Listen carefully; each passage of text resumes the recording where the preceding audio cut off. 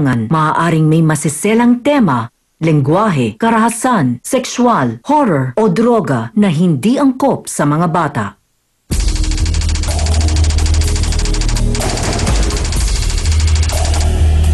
Isa ngang kapatid natin ang inirereklamo ng kanyang mga sisters. Nangingi ako sa kanya ng pera, pambili ng gamot ng anak ko, hindi niya ako binigyan.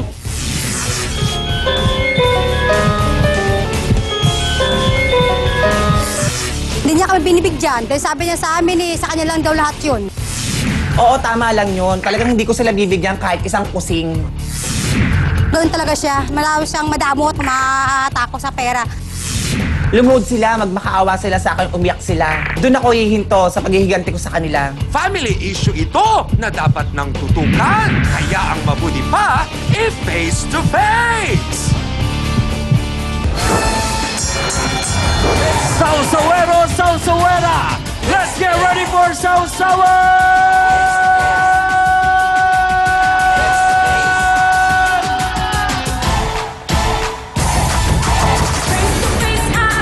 Halapan na naman tayo mga kapatid! Sugod na! Pilipinas, face to face na!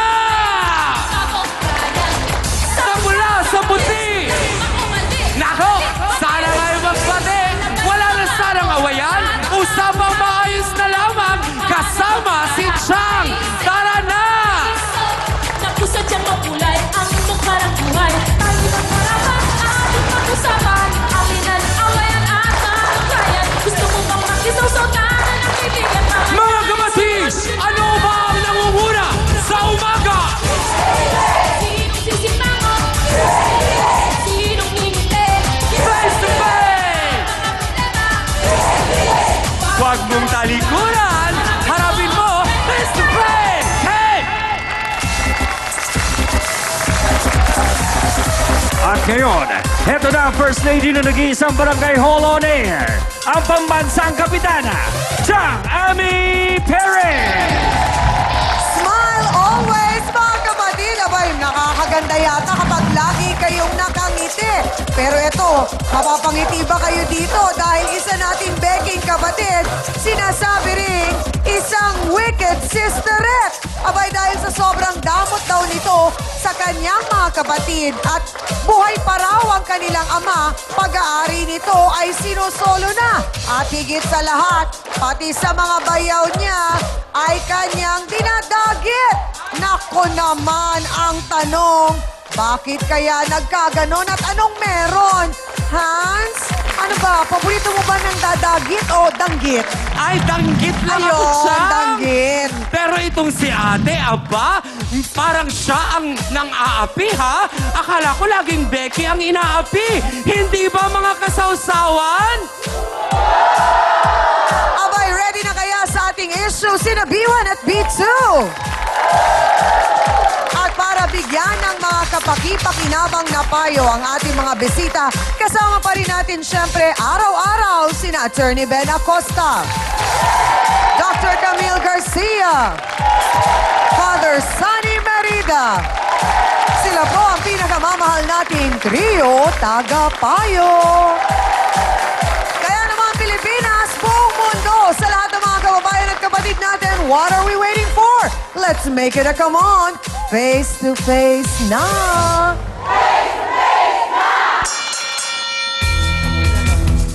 Abay, sinolo ng araw niya ang ari-arian at pensyon ng kanilang ama. Bakit daw pati bayaw niya?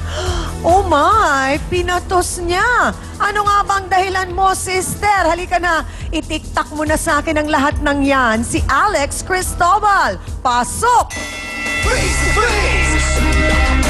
Face to face! Face to face! Hi, Alex!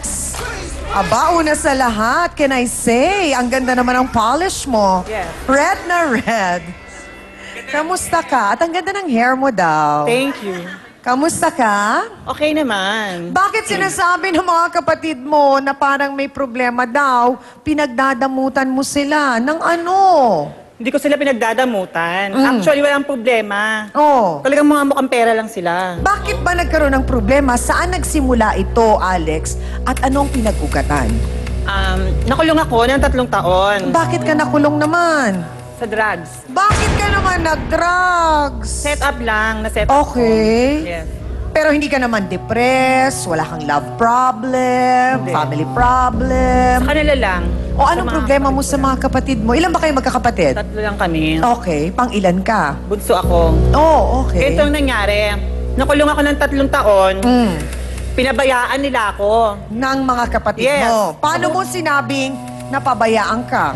Hindi nila ako dinalaw. Baka naman walang pera, pamasahe, Meron pampunta. sila natatanggap na pension nung sila ang nag-alaga sa tatay namin. Paano walang Okay. pera? O di ba? Lagi ako nagpapadala ng sulat.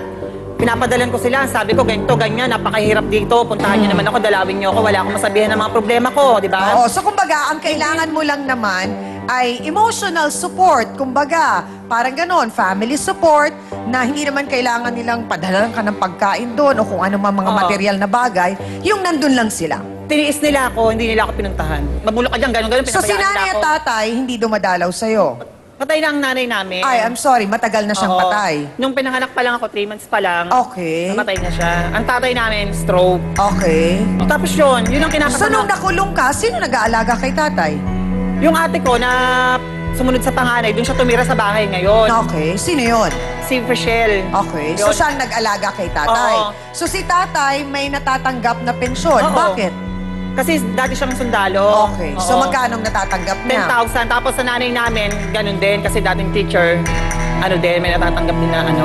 Okay, pension. so sa makatuwid, parang ang sinasabi mo, hindi dahilan yung walang pera o pamasahe para dalawin ka sa kulungan. Oo. Kasi meron naman pera. Tsaka ang lapit lang ng walking distance lang. Ah, walking distance lang! Walking distance lang sa lugar namin. Napakalapit. Diyos ko. Pasko, bagong taon, birthday ko. Ilang taon kang 3 nakakulong? taon. Okay. 3 taon. Ang hirap So maghintay. paano ka nakalaya? Na-acquitted ako. Hindi na patunayan na talagang nagkasala ako. Okay. Walang ebidensya. Oo. Yes. Walang ebidensya. So nung nakalaya ka, anong una mong ginawa? Nagsimba ako. Mm. Nagdasal ako dahil sabi ko, pag nakulong, kasi ang hirap siya kami pag nakulong ka. Wala akong ginawa. Lagi akong umiiyak 6 na buwan. Puro iyak ng iyak. Nagdadasal ako na sana makalaya pa ako. Makasama ko yung pamilya ko, di ba? Tapos yun, wala akong ginawa. Dasal lang ako ng dasal kasi tsaka pag sinamahan ako dun sa kaso ko, 12 taon ang bubunuin ko. Baka sa Muntinlupa na ako mamatay. Ang So nung na- nakakulong ka talagang walang dumalaw sa'yo ni sinong Bayaw ko kamag-anak? lang, nagpapaabot sa akin ng pagkain. Okay. Sino Dumadalo- bayaw ito? Si Edgar nga, yung asawa nga ni Ate Prichelle. Okay. Ngayon, So siya yung pinapapunta ng Ate Prichelle Oo, mo o hindi. nagkukusa itong Edgar? hindi ko alam kung pinapupunta ba siya o ano kasi lagi ako nagpapadala. So may dumadalaw naman pala kahit paano. Pero sa loob ng Pero 3 parang taon, siyempre, iba pa rin yung kadugo Oo. mo, kapamilya mo, kapatid mo, yung dumadalaw. sa loob ng 3 taon, mga ilang beses lang siguro, 2, 3 lang, ganun lang. Siyempre, pag dumadating ang Pasko, di ba? Mabuti So pa nung nga- nakalaya ka, kinausap mo ba mga kapatid mo? Hindi, parang wala lang. Basta pag So saan ka dumiretso nung Sa bahay pagkalaya namin. mo? Okay. sa bahay namin, siguro. Anong sitwasyon na ng papa mo no, nung nakita mo sa bahay? Ganun pa rin. May sakit pa rin. Oo, ganun pa rin. Kasi nagre-rebelde talaga ako eh. Umuwi ako sa amin, lasing ako. Nung Lagi- nakalaya ka Oo, na nung nito. nakalaya na ako. So bakit ka pa nagre-rebelde nun? Kasi nga masama pa rin yung loob ko sa nangyari na parang, yun nga, sana nga namatay na lang sila. At least wala akong inaasahan, wala akong inihintay. Ang hirap maghintay na wala palang darating. Ang hirap umasa na walang pupunta. Pero meron namang dumalaw sa'yo, yung bayaw mo. Kasi nga gusto ko sila. Sila nga gusto kong mapiyansahan ako. Magkano lang ang piyansa ko, may bail naman ako Pinarating eh. mo yun sa kanila sa sulat. Kasi may mga taga sa amin din na mga nakakulong din doon. Pag nagpapadala yung pagkain, pinapasabay ko yung sulat, Oo. pero wala pa rin. Walang nangyari. Okay. Walang nangyaring Pinarating mo rin ang parehong mensahe na yon kay Edgar para sa asawa niya. Hindi kami nag-usap tungkol sa ganon. So ano pinag-uusapan niya pag dumadalaw Wala. si Edgar? Nahatid niya lang yung pagkain, ganun lang. Wala lang. Mm-mm. Sabi ko nga, mabuti pa siya, nadalaw niya ako. Diretsa ang tanong, Alex, hindi mo ba binigyan ng ibang interpretasyon yung pagdalaw na yon ni Edgar? Bali, binigyan ko. Ay! Oo. Sister, jowa ng sisterette mo Wala yon. siya kailang. Basta. Sa akin siya. So sa makatuwid, kayo ni Edgar, naging close kayo or super close or close na close? Close na close. Wow! Mega close? Mega close. Oh! Hindi kaya kinasama naman ang loob ng kapatid mo yung pagiging close nyo na yan. Hindi niya alam yun. Pagkalabas mo sa kulungan, close pa rin ba kayo ni Edgar? Ano, isang linggo, siguro magdadalawang linggo yun, naging kami. Oh! Oo. So higit pa sa mega close. Yes. Higit pa sa mega close kasi pag close lang, walang nangyayari, di ba? So mega close sa pa Mega something close. something? Yes. Oh my! Yes. So mayroong naging something something? Hindi lang naging meron, medyo madalas siya.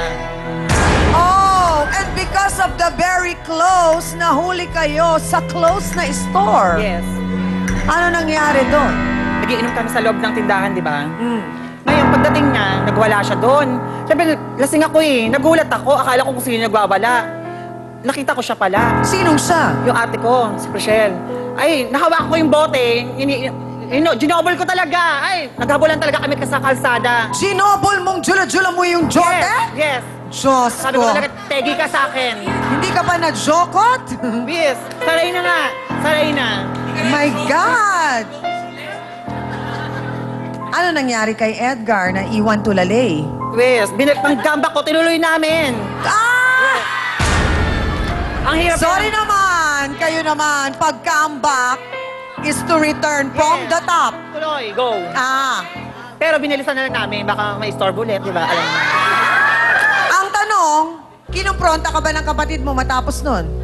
Hindi. Dali, hindi na talaga siya magpapakita sa akin. Dahil nga, nabokot nga eh. Bokot talaga. Bokot ever Yes. si Sister Nabokot Ed. talaga.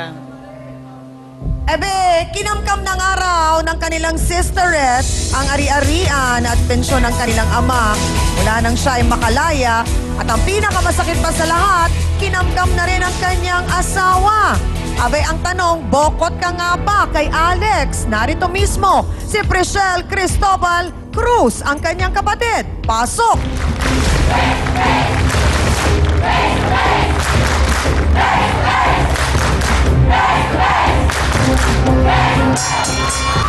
Sandali, Alex! Babae pa rin yan! Sandali lang! Gaano katotoo na hinabol ka? Ginabol ka ng jote? Sabi niya talaga ako. So nahuli mo siya sa akto kasama si Edgar? Opo. Paano mo nalaman na magkasama sila ni Edgar?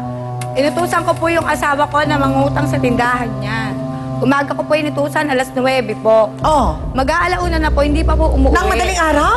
Nang tanghali At po. tanghali, okay. Hindi pa po kami kumakain. Oh. Ang ginawa ko po, sumunod po ako doon sa inutos ko na utangan niyan. Oho. Sarado po yung tindahan. So nagulat ka pagdating mo, nakasara. Okay. Pumasok ka sa loob. Sa bahay po namin, kasi alam kong buksan yun, doon ako nakatira dati. Binuksan ko po yung pintuan, walang tao, tatay ko lang po nandun, nakahiga. Tapos, sa tindahan po, bakit parang may gumagalaw? May kumakaluskos po.